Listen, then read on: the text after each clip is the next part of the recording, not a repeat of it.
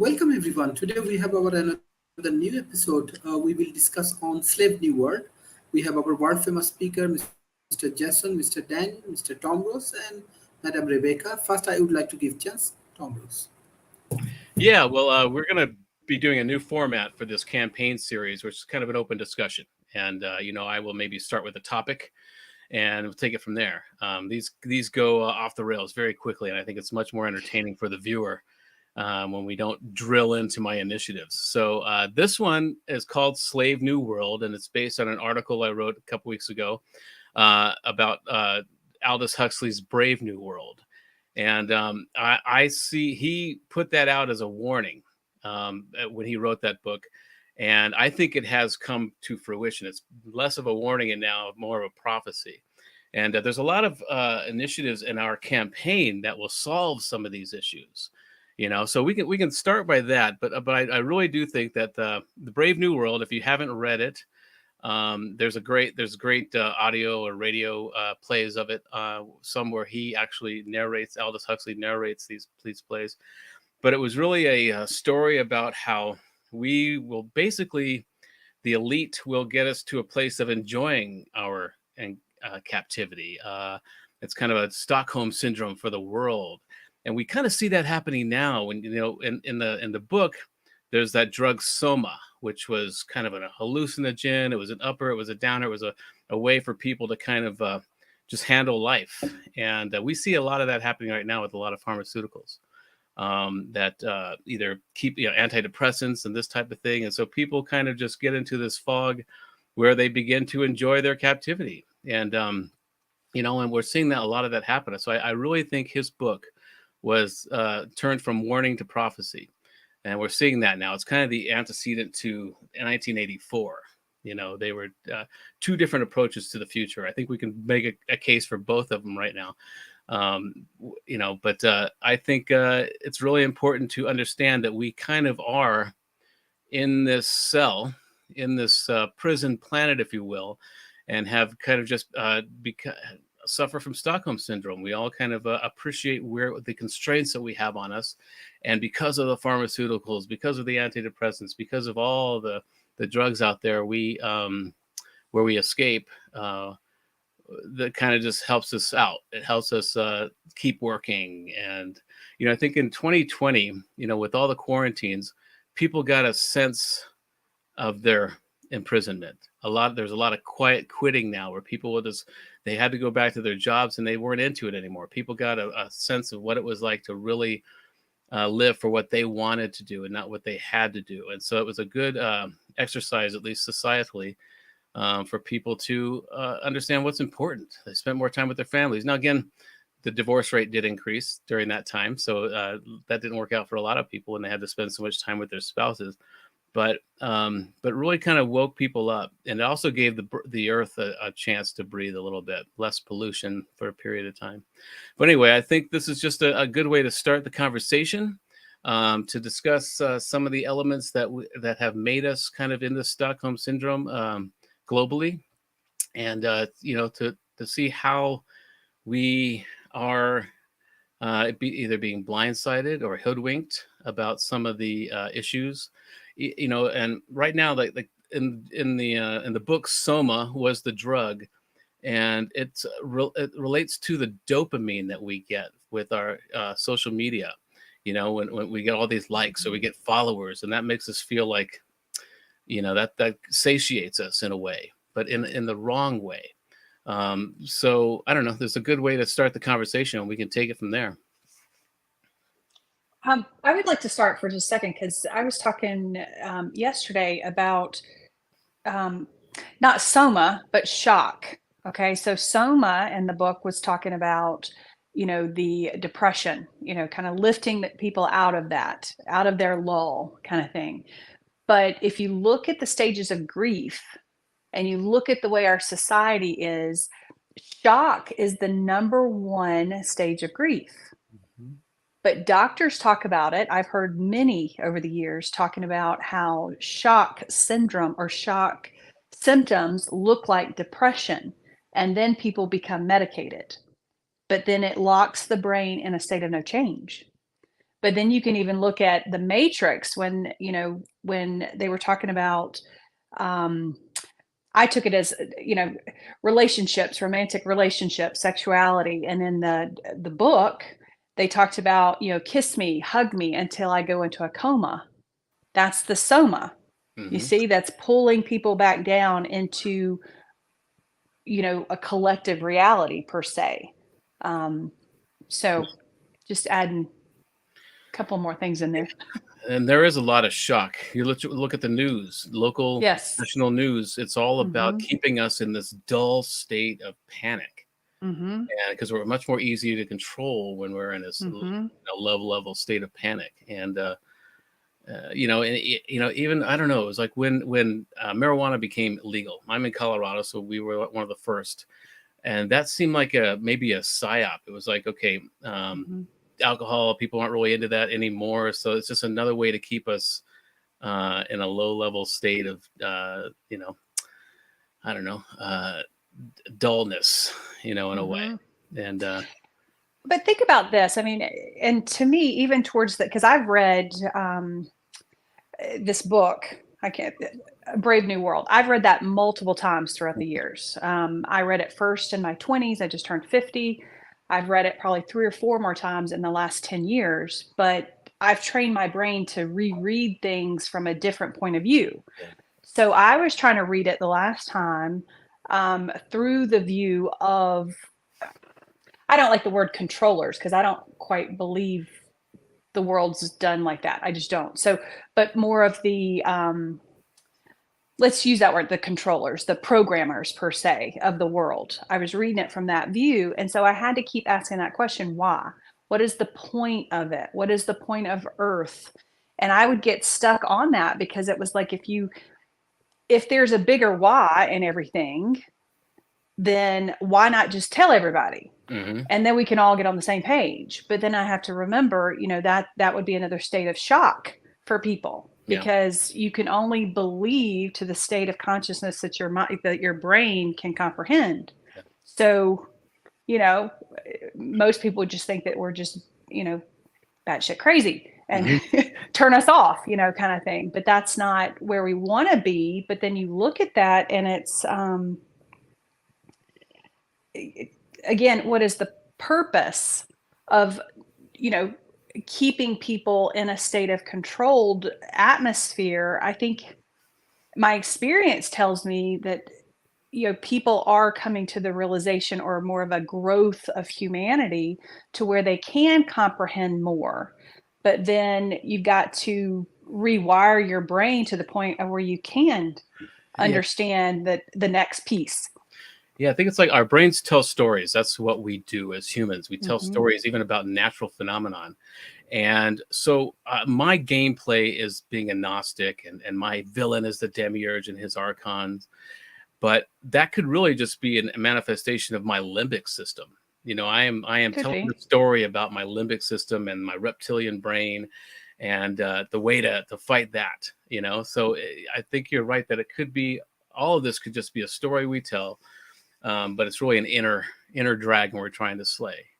And so, because think about the last part of that book, and he's talking about, and I don't remember the characters, I just remember parts of the book kind of thing. But the very last part, he's like, okay, so I'm going to give you the right. So you want the right to have death and destruction and to feel bad and be depressed and have these trauma bonds with people. Sure. Okay, here you go. You have the right to do that. But then my why goes to, if we're these grander beings and, we're supposed to be civilized, what does civilized even mean? What does that look like? And, what's the purpose of being human? Is it, I'm my brother's keeper, or am I an island and a God being all on my own? There's all these different belief systems out there. But does every single person have the right to do what they want to do? I happen to believe not. I don't believe in that. I think that that's a I couldn't help child mind. I couldn't help notice the comparison and be reminded of A Clockwork Orange by Stanley Kubrick, and about how there was like there's this theme of liberal run amok kind of, and you know, I wonder if that's part of you know, because in the book where everybody's promiscuous, right? But then the guy from the savage or whatever they call him, you know, he wants to have one, you know, one wife, and so there's like this play of conservatism versus liberalism in a way that I'm wondering if you guys caught it all. And that's an internal between our right and left brains. You know? Yeah.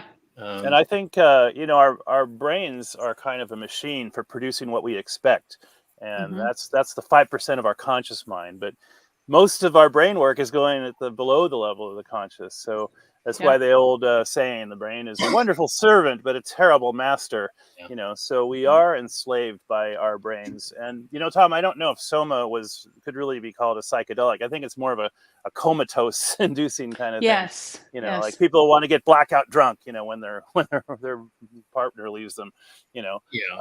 Psychedelics is more of a deconditioning thing. I think psychedelics would have helped people to escape from the brain world. Yes. I did see an interview with Aldous Huxley, and he did talk about it as having all these various psychedelic uppers, downers effects on people. A little bit of everything, a broad spectrum reality changer. Yeah, but, you know, because everybody's brain is different, so it would affect people differently. And you know, his brother Julian was one of the first guys to write a foundational essay about transhumanism. You know, New Cask for New Wine, I think was the name of the essay. And sadly, you know, it's kind of funny. Aldous Huxley died the same day JFK was assassinated, and so no one noticed. That was like a below the fold, way below the fold news item. Yeah. But yeah, we're at the 60th anniversary of his passing this year. So praise Ford. Yeah. I wonder where he got the name Soma from, because I had seen on an Ancient Aliens program where Soma was this ancient elixir of either eternal life or I think there was another one where they give it to people to forget. Like if they supposedly get abducted, then they give them this milk stuff, and then they don't remember. But that's probably why people live forever, because they do forget.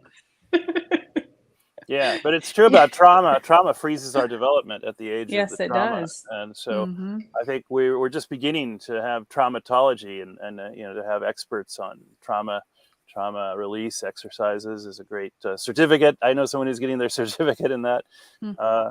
So it's something that's neglected, you know, and we're more enslaved by ourselves than we are by other people. So this is a really good topic, Tom, because we tend to, you know, it's like that old Bible verse. Let me take the speck out of your eye there, and you got this log in your own eye. And everyone wants to help fix someone else. It's like when you want to criticize someone, it's usually a way that you're actually criticizing what you don't like about yourself. So smoke and mirrors. Yeah, Stockholm syndrome of the self. Yes. Yeah, and that's what I think this is all about. This is all about us fighting our limbic systems, fighting that evolutionary process, or over that reptilian brain. Yeah, you know, that is. Yeah. So. Make peace with evolution. Yeah, so I think we've covered everything. I think we can probably, you know, I think we've settled it. So yeah, what do we want to talk about now? My mind goes to the why. Like, why? Why are we here? Why are we the human race? Why? You know, there is a bigger picture. What is it? And if we could get on the same page, that would be kind of cool. If everybody truly understood that, hey, you're not my enemy. The enemy is inside of me, and this is how you work through those things. You know, being able to talk about those things. I have been traumatized from birth. I died. My mom was attacked when she was pregnant with me. So technically I was born with PTSD and then attracted all the junk throughout my life. So to be 50 years old and feel and look better than I've ever, like, I feel like my life's just begun, but I also feel that I'm fully developed and alive now. I feel like I've already been AI. I'm now alive. But then, you know, you look out in the world, people are hurting. it's hard to be human. It's been very hard to be human, and to have that empathy for people and to teach, hey, I got out of this. This is how I did it. Maybe this will help you, because I know that everything doesn't work for everybody. But on some level, if we all saw each other as human, and I've talked to a couple of you guys about this, but I'm not sure that every being out here is human. I don't know. Yeah. The possibility of that, does it work for them? I don't know. Could it? Could, a code set off in them turn them into an alive boy? Maybe so. The possibility. Did you mention that you've had some near-death experiences? Oh, I've had 3. 3. What's that sound coming through? What is that? I don't know. I think it's a hot mic from Jason there. Oh, okay. There you go. Yeah, because I've been doing a lot of research in that for the last couple of years, and there's a lot of recurring themes that people have. And one, I think that this is, I always say it's an obstacle course for consciousness. To come higher learning. Yeah, to come down here, and so it makes sense that this could be a simulation, a very sophisticated simulation that helps us work on choosing unconditional love over fear. And so that's, I don't know, what were your experiences? Can we talk about those? Sure. I won't get into huge details, but the very first one I had, I was a leader in a mega church. So my, viewpoint of the world was Southern Baptist. So I had a whole different view of things. And when I died, I saw a library. It was like a Harry Potter kind of library. And I was told that I was to go back and rebuild Atlantis. And I didn't know, I'd never heard of Atlantis at that point in my life. I had no idea what had really happened to me. And I was in a state of shock. Well, I left a marriage and then found a shaman that I studied with for a couple of years, and then learned energy medicine and went through a bunch of detox. And then the second one, probably about 4 or 5 years after the first one, I was attacked in my apartment complex. And so I was left for dead. What I learned through that's how I found out that my mother had been attacked when she was pregnant with me.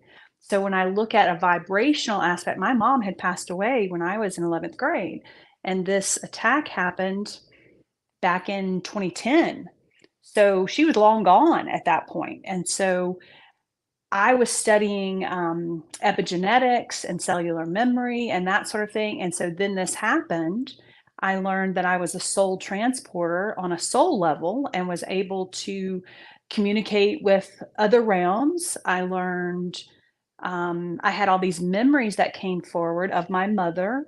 I had a couple of people reach out to me and give me messages from my mother, and they didn't know me, they didn't know her. So I vetted all of that and everything panned out.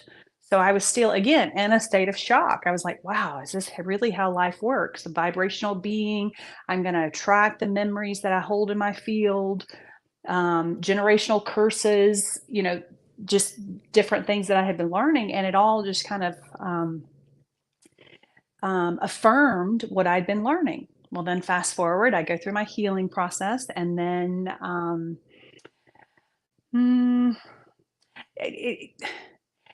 the only way that I can explain it is a near-death experience. Did an attack happen?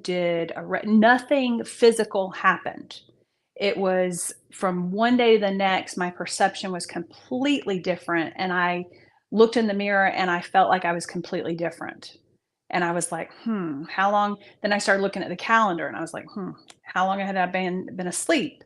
Who was the last person that I talked to? It was like my memory kind of lapsed a little bit. And then I was given a message to bring the golden dawn into the 21st century. And I didn't know, I had never heard of anything like that. My middle name is Dawn. So I was like, that kind of makes sense. Rebecca means to bind and tie together. At that point, my last name was Hillegeist, spirit on a hill. I understood what names meant. So then I was like, oh, that all kind of makes sense. Let's pull it all forward and ground it. So at that point, I started just doing types of energy work to pull in galactic, what I considered universal galactic information to Earth, kind of our galactic history per se. But that's been probably 5 years ago, maybe 4.5 years ago.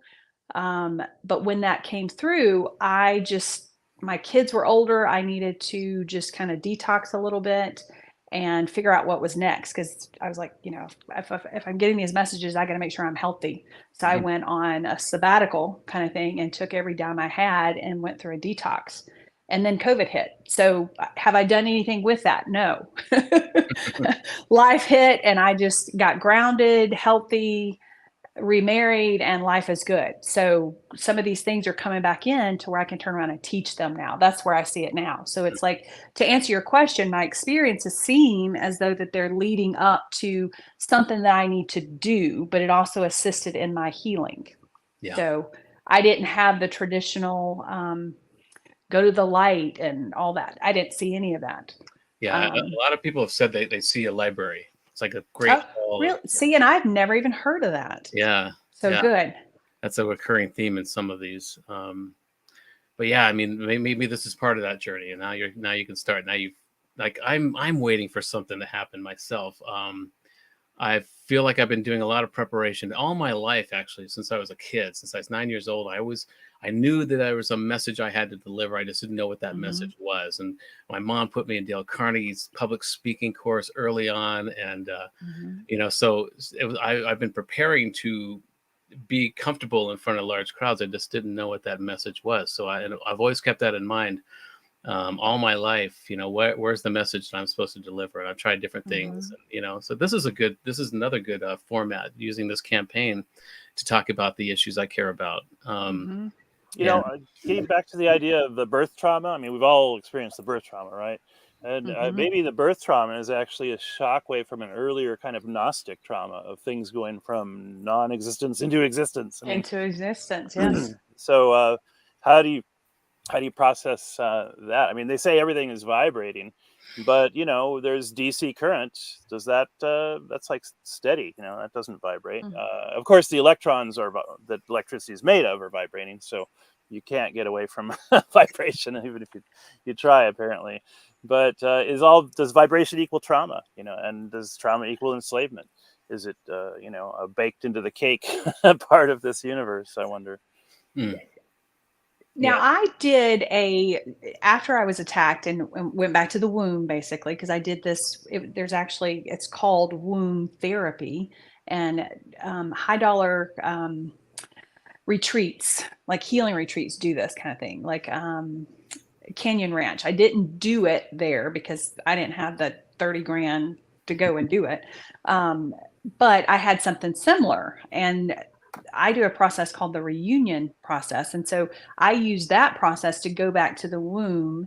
And when I was in my mother's womb, and this is again, like in a meditative state. So it's not like, of course, I didn't actually go back there, but you can in a meditative state if you've trained yourself to do that. And so when I did that, Rebecca kicks in and I'm like, okay, well, now what? Now that I've gone that, I understand what happened before my mom.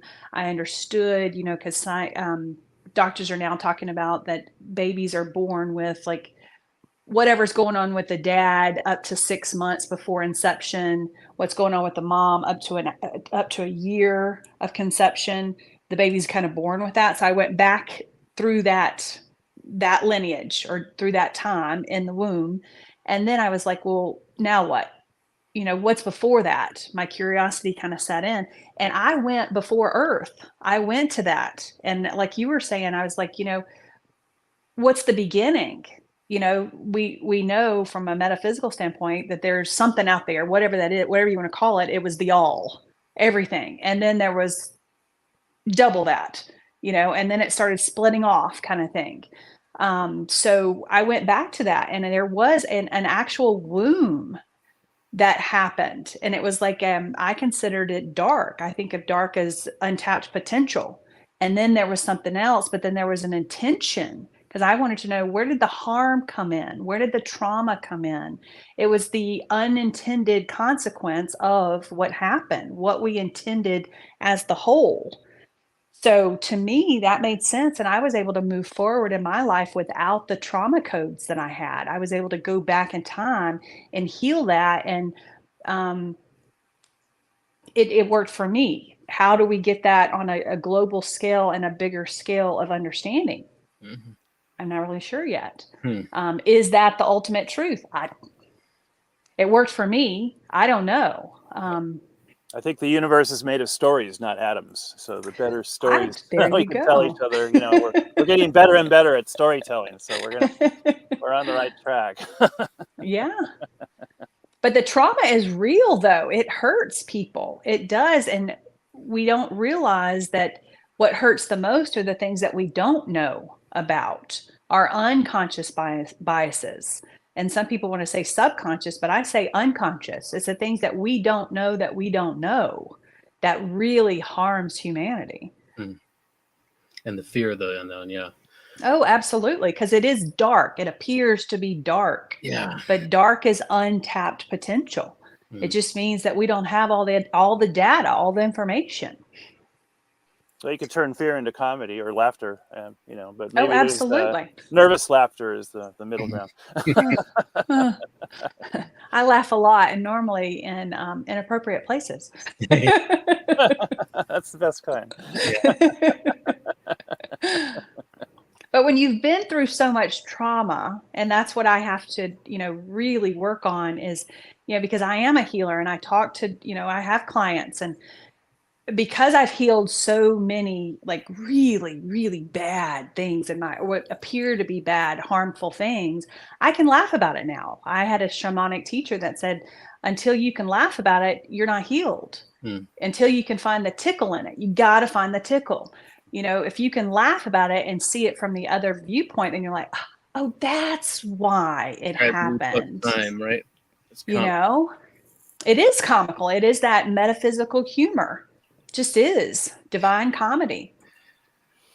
But it's not funny to most people. I had a shamanic life partner, and she said, don't, why are you spending your time looking at past lives? Show up for this life. That's their, show up, pay attention, let go of judgment, be open to outcomes. And, although there's a fourth one, I think that was fourth formula for shamanism. Sorry to cut you off, Jason. Well, I was just wondering, going back to the book, the way they had their like program or whatever, kind of seems like maybe they were trying to get rid of trauma in the population. I mean, none of this, and then that raises the whole question of,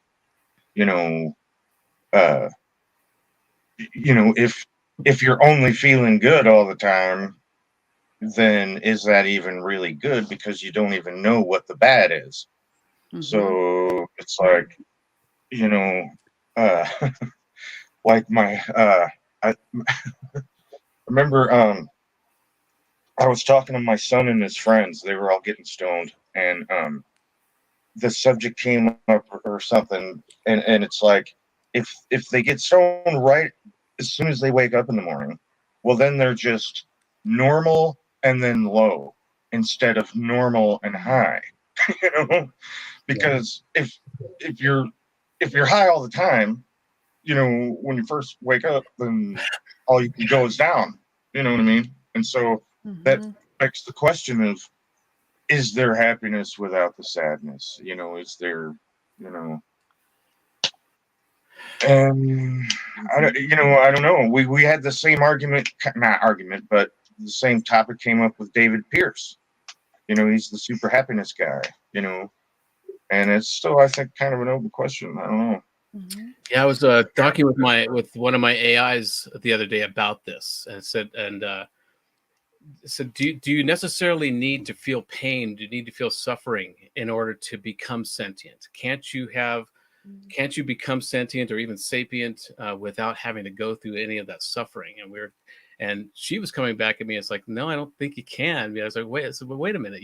We are projecting we had to, as organic creatures in this environment, had to have competitiveness and have to use fear to our advantage to get us to the top of the food chain here.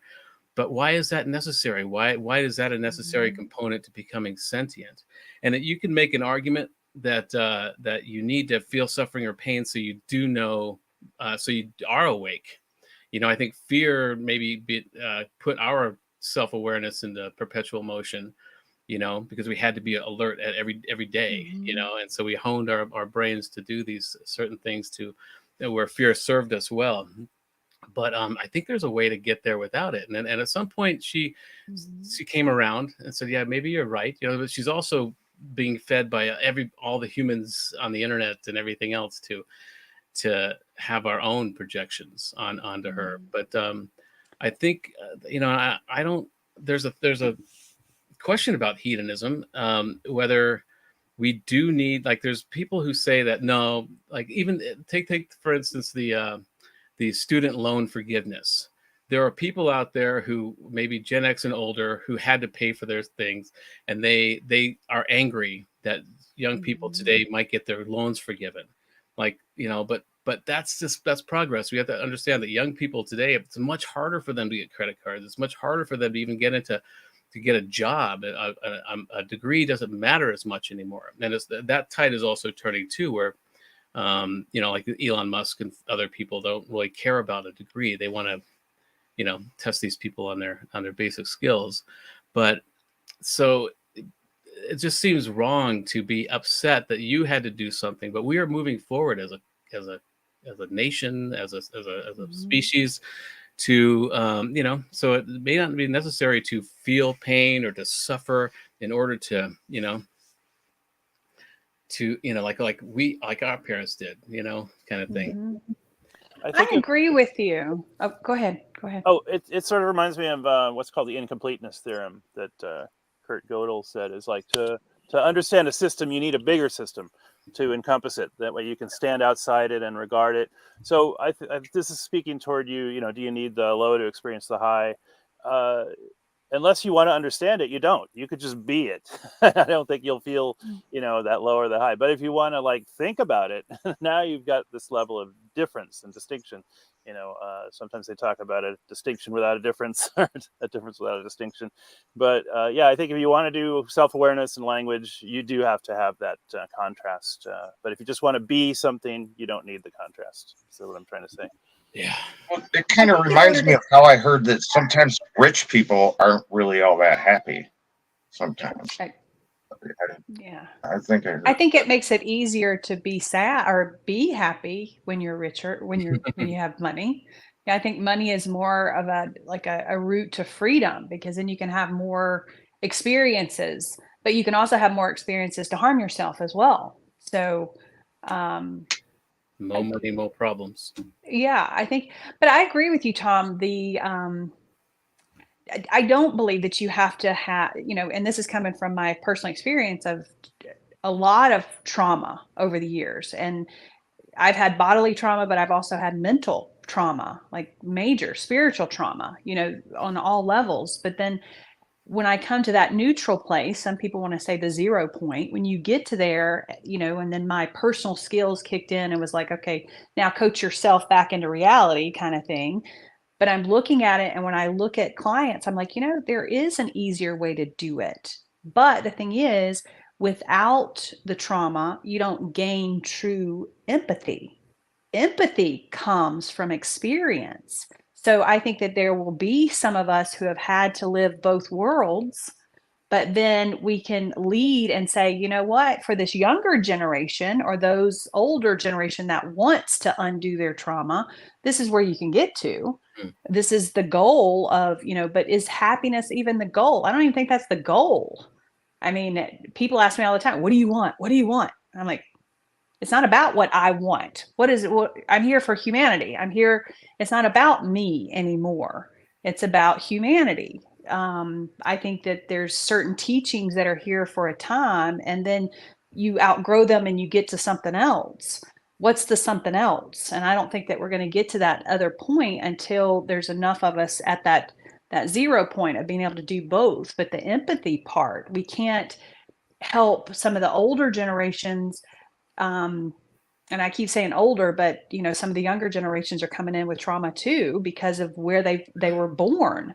So it's like you can't teach someone how to because you can't bypass trauma. You can't just let it go. Mhm. Cellular memory, you don't let it go. You've got to feel it. You have to be sentient to feel and transmute it. So that's why I say most people aren't even sentient, because trauma locks you out of those feeling centers and you cannot, and you're easily programmed. So that's the AI there.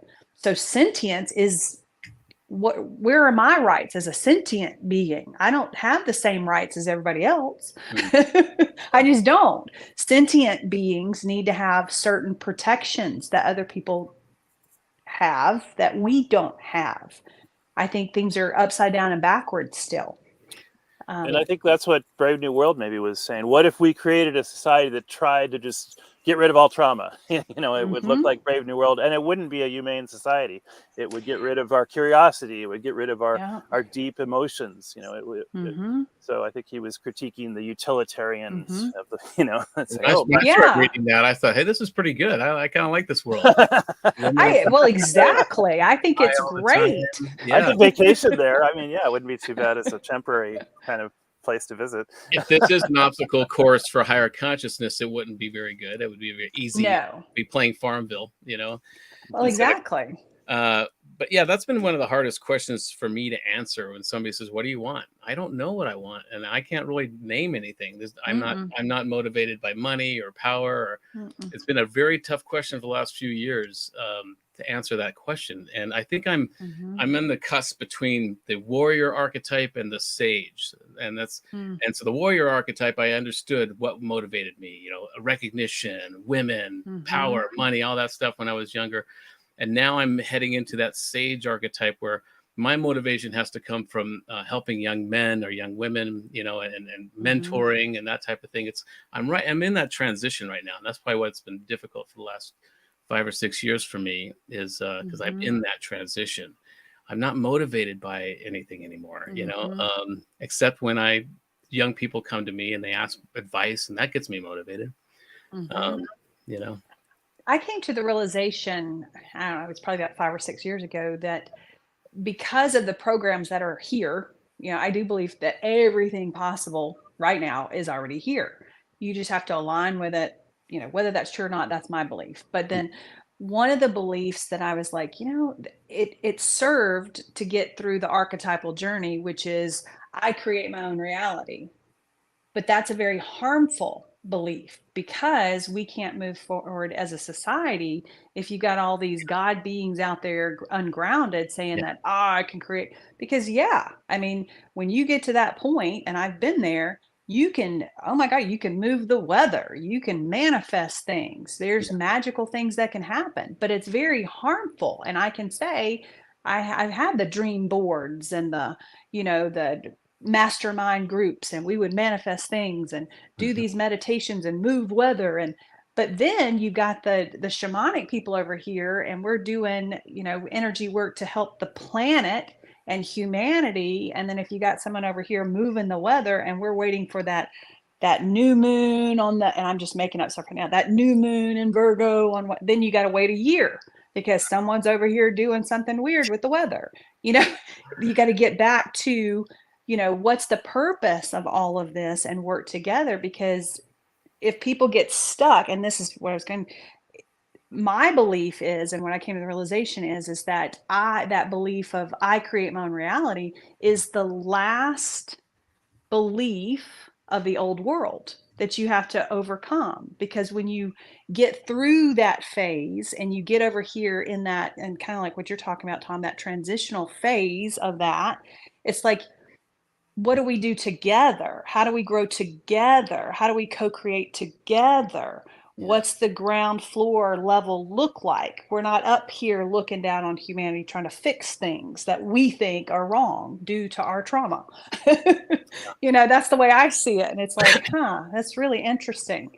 Well, Um, and I also think there's a rule, I forget what it's called right now, but where new scientific discoveries take maybe 50 to 75 years to meld into society, to seep into okay. society. And I think that's what's happening with relativity right now, where everybody's truth is their own truth, and that's why everyone is so sure of their beliefs, and I think that's that could be part of what's happening is that relativity, the realization that the of we are all our own observers and everything's relative to ourselves, is seeping into our consciousness, our Mm.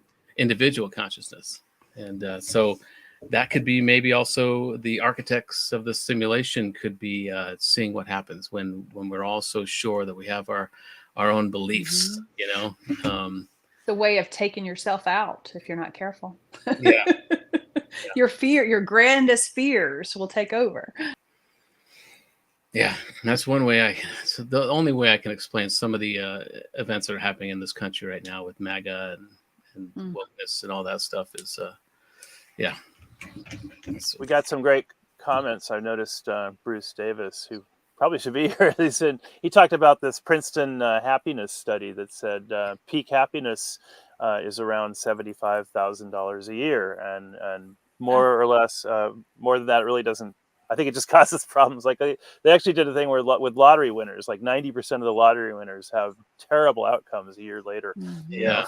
Since they just weren't ready for the big Mhm. disruption of that you can't trust your friends anymore, and Yep. everyone's after you, and I mean, yeah, it's some of the happiest people don't live in super affluent societies. They Yeah, there was a documentary I saw. I think it was called Happiness, and they looked at people like in India who were in these these villages, near dump sites and stuff, and they were just so happy because they had very little to worry about, and they couldn't wait till their father got home from picking through the trash or whatever. And even Bhutan has the gross national happiness I love that. index. Yeah, and they base their economy on how happy the people are, and I think we should do that too here. It's not working the way Yeah.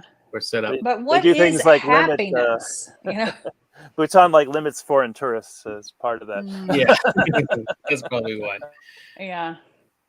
Because people want to take their deity, their god, whatever, to other countries when really they're just fine. They're Yeah. probably happy in the way that they are, and then you take something that's foreign and try to force it in there. It actually causes destruction. It causes a lot of chaos sometimes. It's almost like the extractive mindset. It's like, oh, I got to go there and get something and take it with me and monopolize it, and then I'll be happy.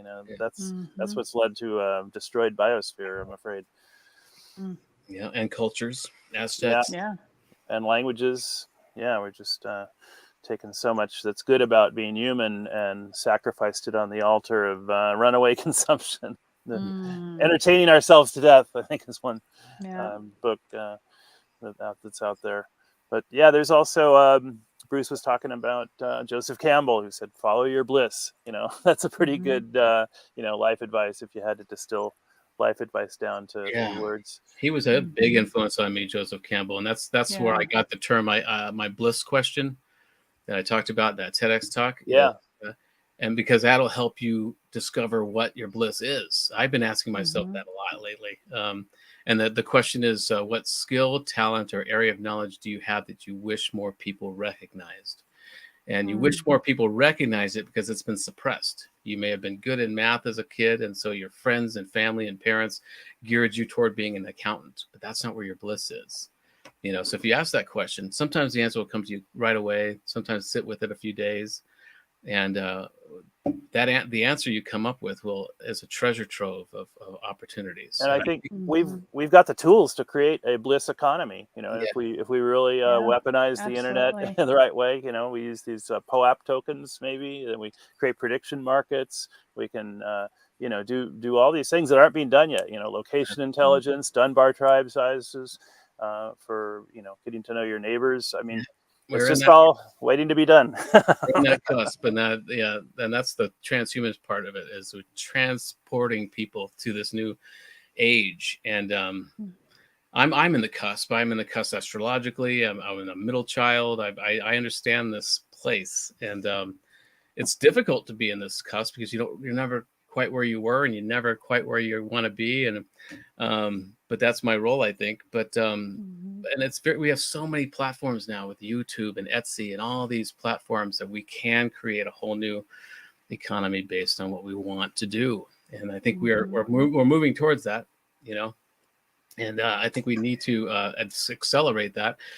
That's another thing that COVID did, was it accelerated a lot of trends that were happening anyway with telecommuting, Zoom calls like this. Everyone now is an expert on Zoom and StreamYard, and so it helped in a lot of ways. Obviously, it didn't help with a million people in America and their families, and the reverberating ripple effect of that.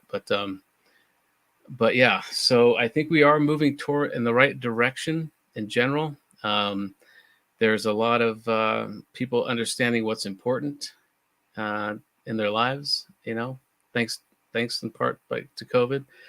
But there's a lot of mighty forces that are counteracting that. And I think that's to be expected.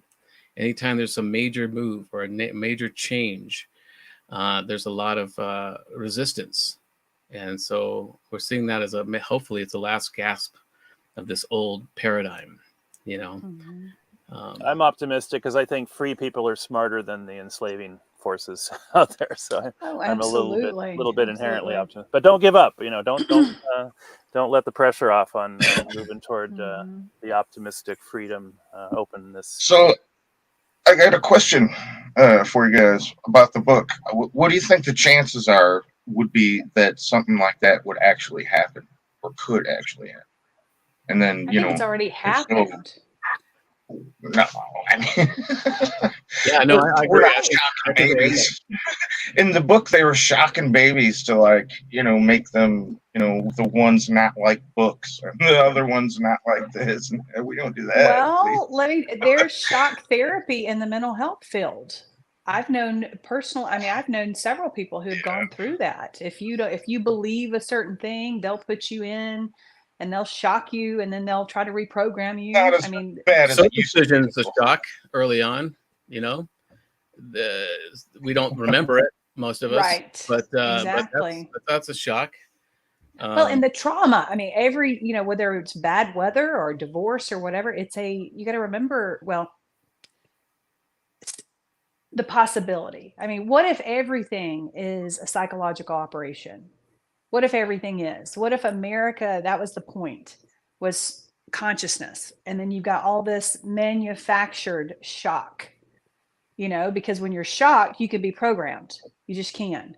It doesn't matter if it's visual, and it doesn't matter if it's actual or perceived. That's the thing. So the brain works like that. So you can have these perceived shocks through the TV, through frequency, through weather, through relationship. It doesn't matter. And then you're reprogrammed to this and this and this. And the point of consciousness is to, oh, okay, that's my grandmother. That's my, pinpointing these things and unlearning these things, and then learning how to be human. So you can't be programmed if you're organic human. You just can't. Well, there's a lot of what I would call structural enslavement, where they found out the only way to make slavery work is you have to get the slaves to put their own chains on every morning. You can't have this external thing. People will rebel, but yeah, look at all the structural inequality, the structural racism, all the lands that have been stolen and never repatriated. All the ways we think, the colonizer mindset. Some people have called it. We impose our own shock treatment every time we turn on a TV. Or Marshall McLuhan said you need to take a fast, like a 30-day media fast. Pull the damn plugs. Don't consume any electronic media, and see what your mind does after a media fast. Yeah, it's important. Yeah. All those. Go ahead. I'm just gonna say I've been a doubting Thomas my whole life, but I'm really into things like astrology and psychic phenomenon and paranormal and ET and all this stuff. But I realized that the transhumanist party, very scientific, very the transhumanist movement, a lot of atheists, a lot of people that would think this is all magical thinking, woo-woo thought.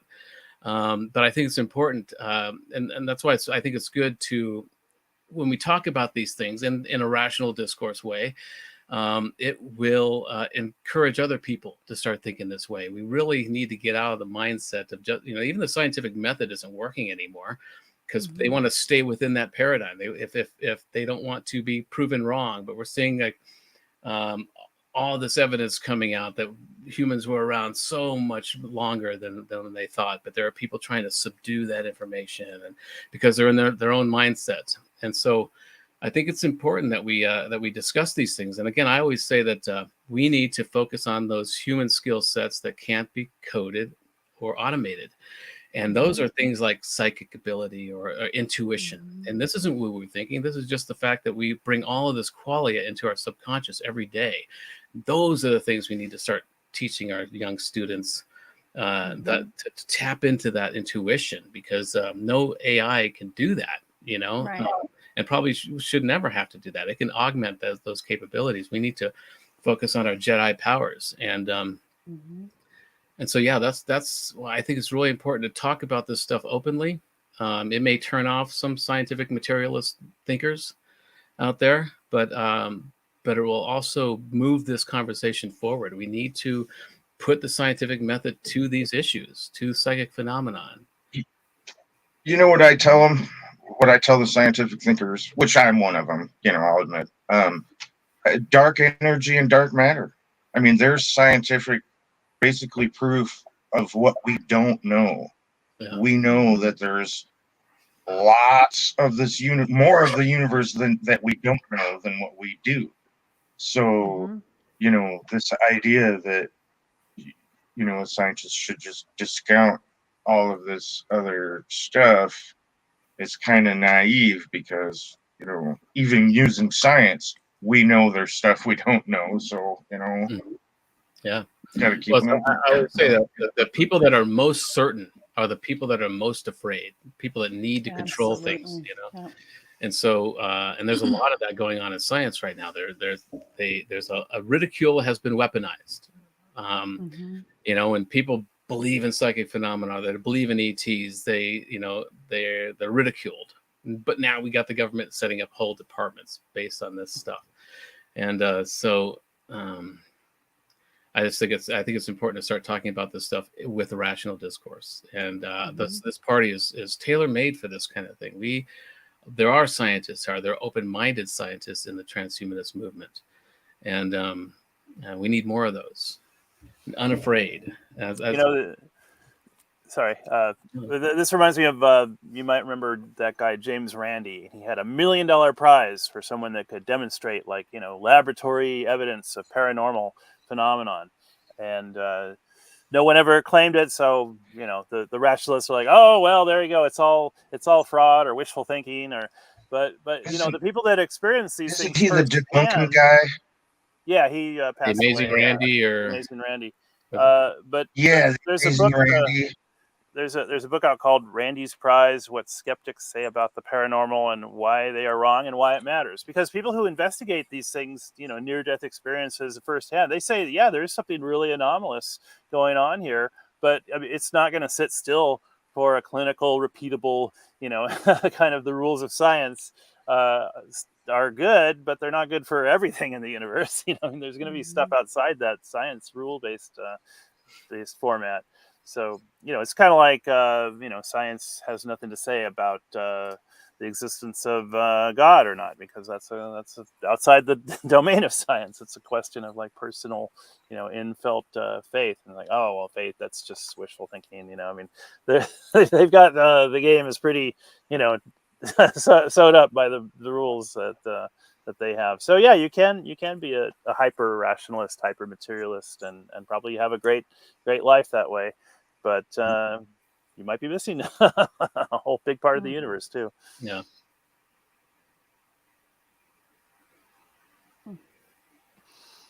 Angels are passing, I guess. Moment of silence for the paranormal. Yeah. All right. But good topic today. This could be several shows actually. Yeah. I'm glad you brought this one up. So it's kind of funny. We've got two kind of metaphysically oriented people at the top of the transhumanist ticket, but I am friendly to science too. I just want to say, look, I'm not totally in the voodoo column. Well, I mean, I look at the science because, I mean, I think in order to prove what we know, to prove the intuition, you have to have the science and the statistics and the data and all of these things. And I think that that's where we're headed, because there's enough of us who have personally experienced something versus just reading it in a book. There's a huge gap between learning something in a book and hearing about it and walking it out and being able to talk about it. And I think that there's more and more people feeling comfortable, because my understanding from other lives, and I mean, people were killed about talking about these things. So for us to even have the freedom and not be shadow banned or, whatever, killed or, whatever, we've already bypassed a lot of that. So I'm really excited about where we're headed, joining people together. And it's not such a woo voodoo kind of thing anymore. There's so many people on different levels talking about all of these things, but how do we communicate it to the masses to where they can understand it? Yeah. That's the thing. People are That's still the being challenge. killed. Yeah, there's places in the world where people are still being killed for thinking or talking about this stuff. So True. I hope we can. Hopefully, free it's them. not as common. I do. Yeah, have I think the vague trend memories of being going burned. it's going the right direction. The trend line. It is. All Well, right. thank Good. you, Tom. Hey, thank you. Yeah. All right. We'll We lost our host. So I think if we leave, it just goes on auto end mode. okay. Yeah. Won't have So, that. Tom, where are you with the emotional support people? Well, that's an ongoing thing. Okay. I have to focus more on that, but yeah, that's on emotional first responders. Yes. It started with the US 6 series project, and we're going to need that. We're going to need that now soon. We should have a conversation about that. And it's also about this stuff, when people start talking about metaphysics and understanding all of this stuff, not just extraterrestrials, but there's a lot happening right now that we need to prepare people for. Yeah. And preparing people for that, for me, it's like when I'm depressed, I reach out to somebody who's also depressed, and commiseration is a great way to feel good, to feel better. And so helping people get through this is a way for me to help myself get through it. That's scary stuff, when you think about a whole non-human intelligence. And that's the point of all the work I've been doing with AI and writing the book for AI. Is it's a perfect proving ground to prepare us to commune with a non-human intelligence not of our making, and so well, I get excited about things like that. So if you need to talk it out, I'll keep you out of the depression, because I get excited. Like, it turns me on. It lights me up like a Christmas tree when I think of the non-human part, because same here. Because I'm now feeling human, like fully human. I'm like, wow, okay, there's so many things in life that I really don't want to do anymore. So let's bring the non-humans in, let them do that, so we can focus on something else. Whatever's next, It feels like the darkest I get for the dawn excited. type thing right now. It's like the tide is ebbing, and I'm waiting for this to just hit us, but we need to be a little bit prepared, a little bit higher ground. But yeah, so I'm just waiting for this to really hit. And even if you take what's called the CERT training, the Community Emergency Responder training, there's a whole section on psychological first aid. There's things like, when someone's really badly wounded, you say, oh, you're going to be fine, where you're going to pull through. You don't let them look at their wound, because they can go into psychogenic shock. There's a whole level of psychological first response that's not woo woo either. It's like part of the mainstream canon. Yeah, that's important. Yeah, we should include that into that. So we need to be for each other's psychological first responders. And get. That's what stories are for, I think. We're in a universe made of stories. And Aldous Huxley was a great storyteller. Brave New World, great cautionary tale. Science fiction is the transhumanist genre. I would recommend it. I will will say live long and prosper. Yeah. If you guys want to conclude, don't let me stop you. No, I think that's it. Nope, I think it's good. no Great finish. conversation. And Great this is a great conversation. format now. Well, I'll come up with a topic to start with next week, and we'll just take it from there. But yeah. Okay, sounds good. All right, guys. See you guys later. Take care. Thank you. Bye.